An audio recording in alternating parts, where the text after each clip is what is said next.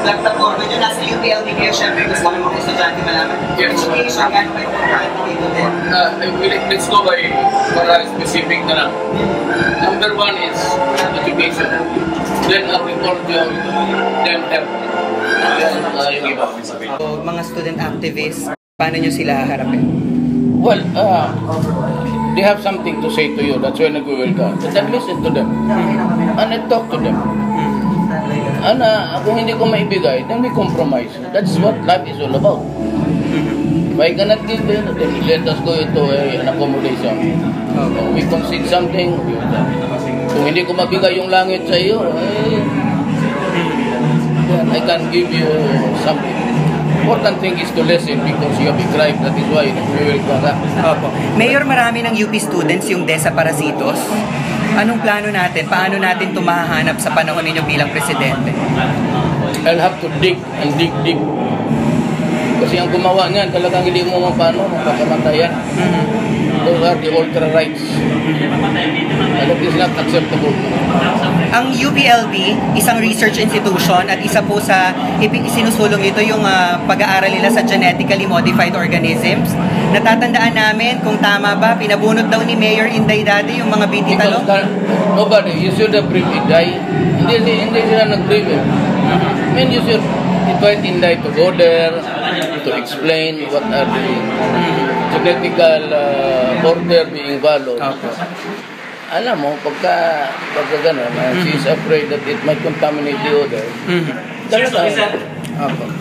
Opo, Mayor, balikan lang natin yung kwentuhan natin kanina tungkol dun sa stand nyo sa GMOs. Are you for or against it? I said, I'm quite convinced now that it's good.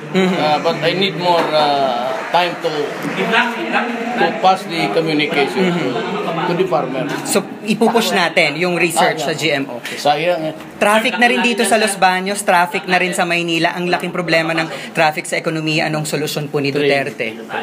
Train talaga. Commuter trains. Commuter trains. Lagi kayo nako-quote tungkol sa drugs, crimes. Ano po ang strategic and tactical plans ninyo para masugpo ito? Basta they have to stop whether they like it or not. China, sinasakop na tayo. I will not go to war. I will just ask them to talk about peace. Ngayon kasi gusto ng Amerika multilateral. Yung round table, China wants bilateral, isa-isa. Nothing is moving, it is in still waters. Pag wala pa yan, 1 year after siguro, I'll ask them for may joint exploration na lang.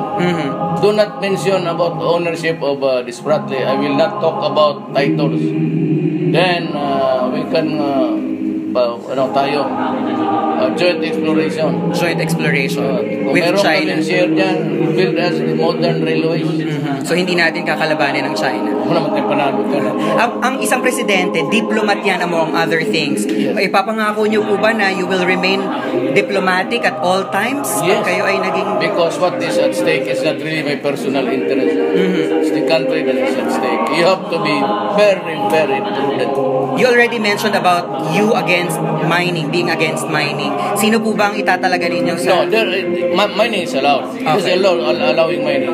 But, I said, it has to be up to the standards like Australia.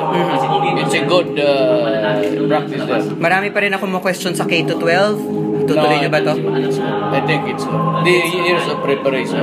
Tungkol sa national land use and sustainable forest management, ano po ang nakikita nyo? We will review. We will review. Opo. You will review. Juvenile justice and welfare. Balita ko, sabi nyo, ayaw nyo nung batas.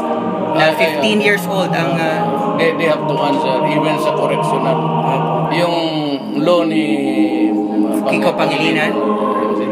Ano po ang programa natin para sa mga bata? Balik tayo din, correctional school. Correctional school?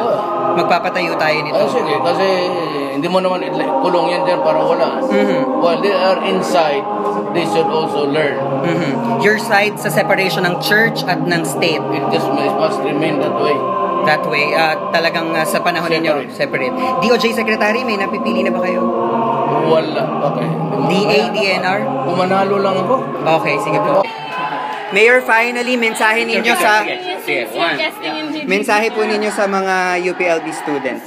Well, to all UP students, thank you for the warm welcome and thank you for listening.